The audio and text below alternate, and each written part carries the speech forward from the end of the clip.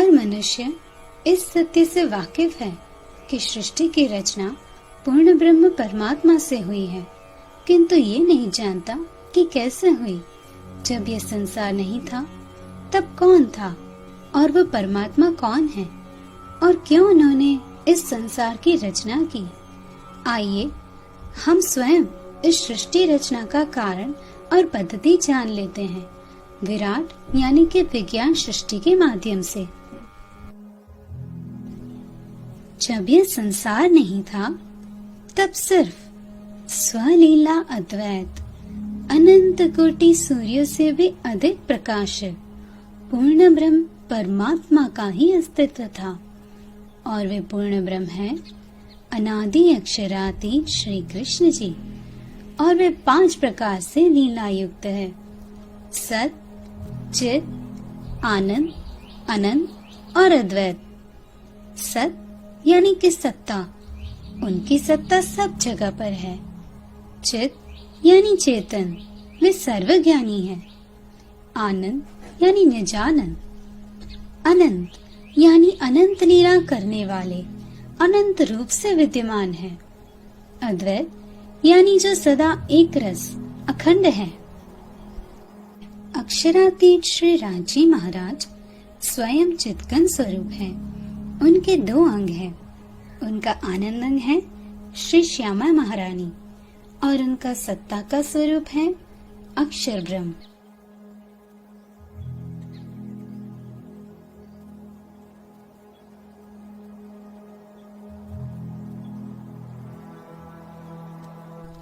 जिस प्रकार श्री श्यामा जी श्री राज्य की आनंद अंगना है, उसी तरह श्री श्यामा जी के आनंद अंग है 12,000 ब्रह्मात्मा, जिन्हें हम ब्रह्म सृष्टि, सखियां आदि नामों से जानते हैं।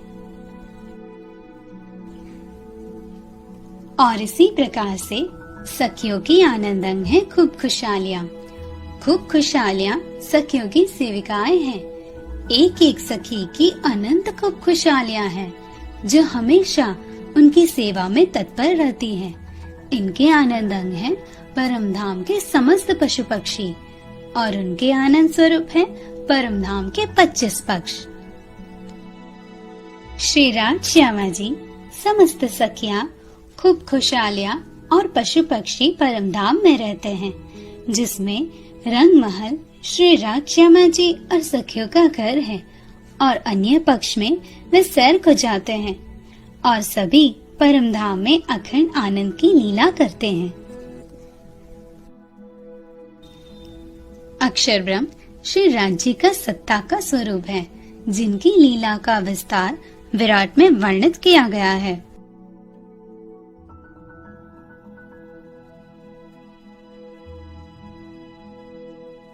अक्षरानी यानी कि श्री महालक्ष्मी जी अक्षर ब्रह्म की आनंद स्वरूपा है।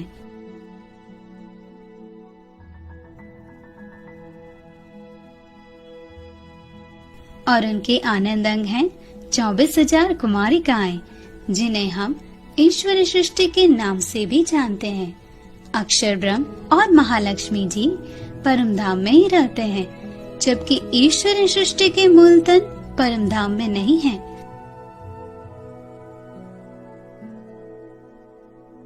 रंगमहल के सामने ही अक्षरधाम है, जिसमें अक्षर ब्रह्म का कुटस्थ रूप, जिसे उनके विलास की सुरता भी कहा जाता है, अपनी आनंदंग श्री महालक्ष्मी जी के साथ रहता है, और परम धाम में वे दोनों अखंड आनंद की लीला करते हैं।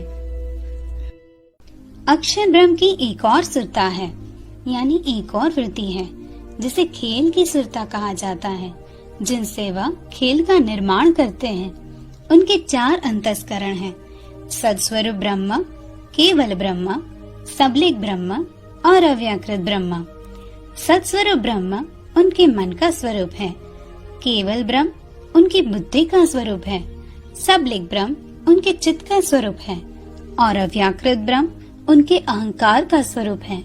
अक्षर ब्रह्म के मन, बुद्धि, चित्त और अहंकार से बेहद मंडल बनता है। अक्षर ब्रह्म के अहंकार स्वरूप अव्याकृत ब्रह्म में प्रणव ब्रह्म यानी ज्योति स्वरूप निवास करते हैं। इनके साथ सुमंगला शक्ति निवास करती है, जो अव्याकृत ब्रह्म का कार्य स्वरूप है। सुमंगला शक्ति ज्योति स्वरूप को प्रेरणा देती है कि वे खेल का निर्माण करें। फिर ज्योति स्वरूप से मोह सागर की उत्पत्ति होती है। उस मोह सागर में अनंत कोटि सुवर्ण अंड उत्पन्न होते हैं, जो प्रकाश के पिंड समान होते हैं। वे करोड़ों वर्षों तक इस मोह सागर में तैरते रहते हैं। फिर जब उसमें ज्योति स्वरूप का मन अनंत रूप होके जीव के रूप में प्रकट होता है, तब उन सुवर्ण अंडों में से महाविष्णु प्रकट होते हैं। इन्हें आदि नारायण भी कहा जाता है। एक साथ अनंत महाविष्णु उत्पन्न होते हैं। उनमें से यदि हम एक को समझ ले तो अन्य सब भी वैसे ही हैं। एक महाविष्णु में से अनंत ब्रह्मांड बनते हैं।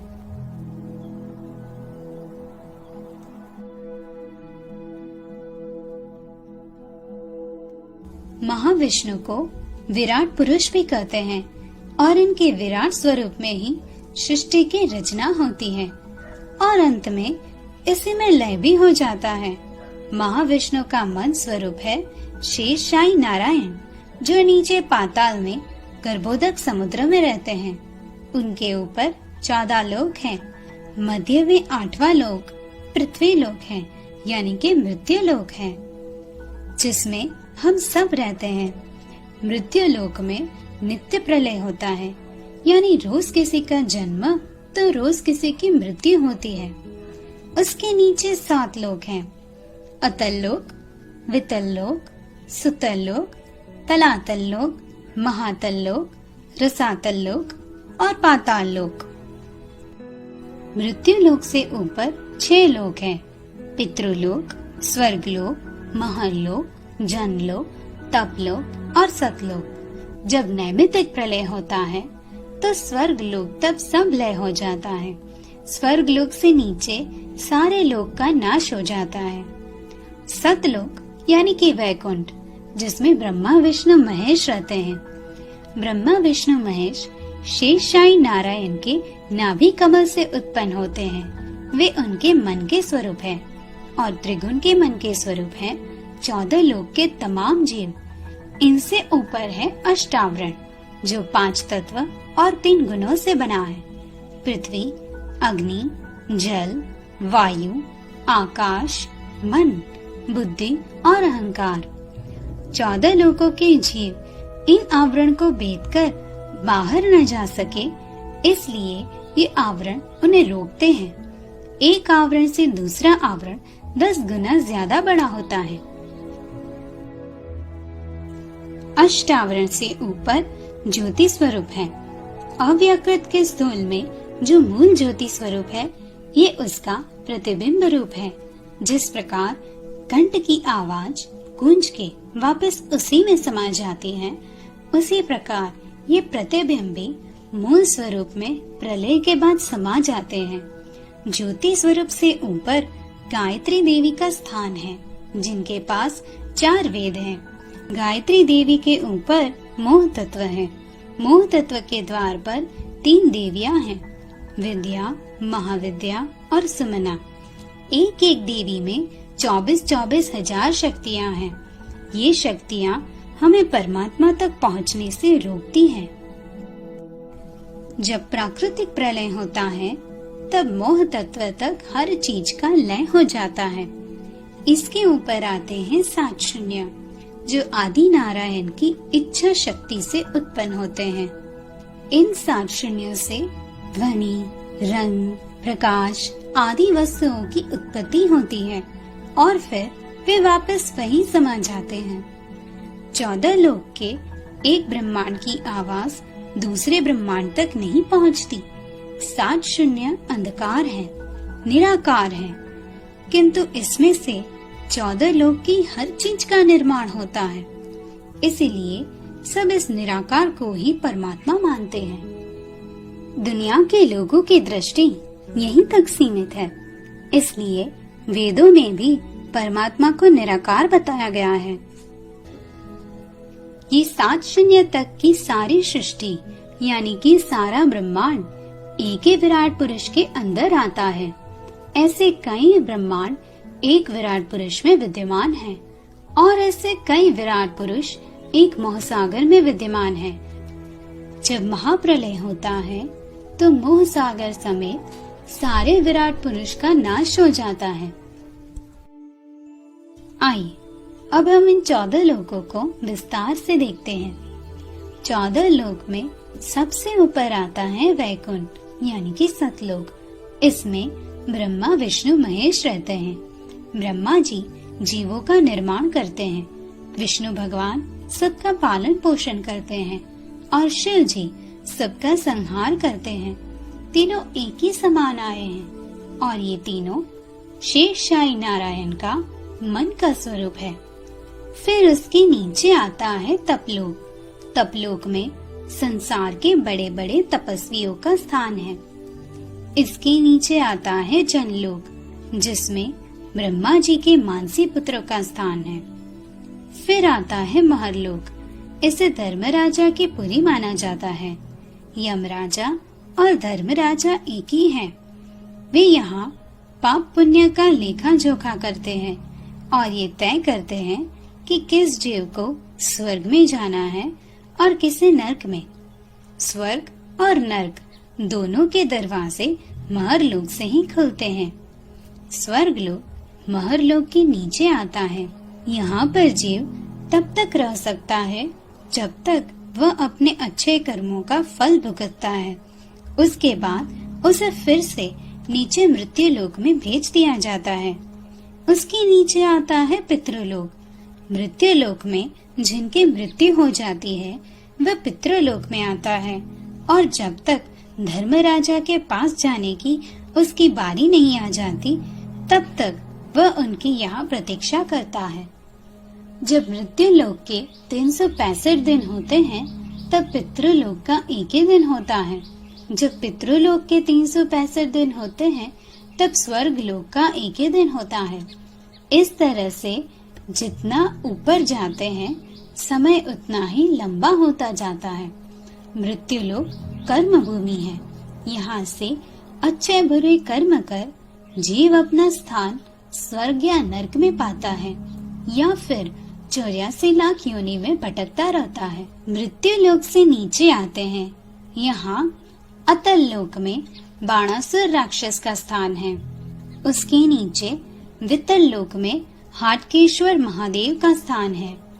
उसके नीचे सुतल लोक में बलि राजा का स्थान है, जिनको श्री विष्णु भगवान ने वामन अवतार धारण कर उद्धार किया था। उसके नीचे आता है तलातल लोक, जिसमें मायावी राजा मायासुर का स्थान है। फिर उसके नीचे महातल लोक नागलोक है। यहाँ पर तक्षक जैसे बड़े बड़े नाग होते हैं। तत्पश्चात रसातल लोक, जिसमें कवच वगैरह राक्षसों का स्थान है। अंत में पाताल लोक आता है। यहाँ सारे नाग रहते हैं। उसके नीचे गर्भोदक समुद्र है, जिसमें शेषशाही नारायण अपनी अर्धांगिनी लक्ष्मी जी के साथ 1000 फण वाले शेष नाग पे विराजमान हैं। उसके नीचे 84 नरक के कुंड आए हैं, जिसमें ऊपर महर लोक से 70 तत्व का तन देकर पापी जीवों को नीचे फेंका जाता है। उसमें उन्हें अनेक तरह की यातनाएं देकर उनके पापों की सजा दी जाती है। इस तरह से सृष्टि का कार्य चलता रहता है। फिर जब महाप्रलय होता है तब 14 लोक अष्टावरण 7 शून्य सब विराट पुरुष में यानी कि महाविष्णु में लीन हो जाते हैं। महाविष्णु ज्योति स्वरूप में लीन हो जाते हैं। ज्योति स्वरूप अपने मूल तन अव्याकृत ब्रह्म के अंदर जाके समा जाते हैं। अव्याकृत ब्रह्म अक्षर ब्रह्म के अहंकार का स्वरूप है और अक्षर ब्रह्म श्री राज्य का सत्ता का स्वरूप है। सिर्फ हद भूमि का लय होता है। बेहद और परम धाम का कभी लय नहीं होता। वे तो अखंड है। प्रणाम।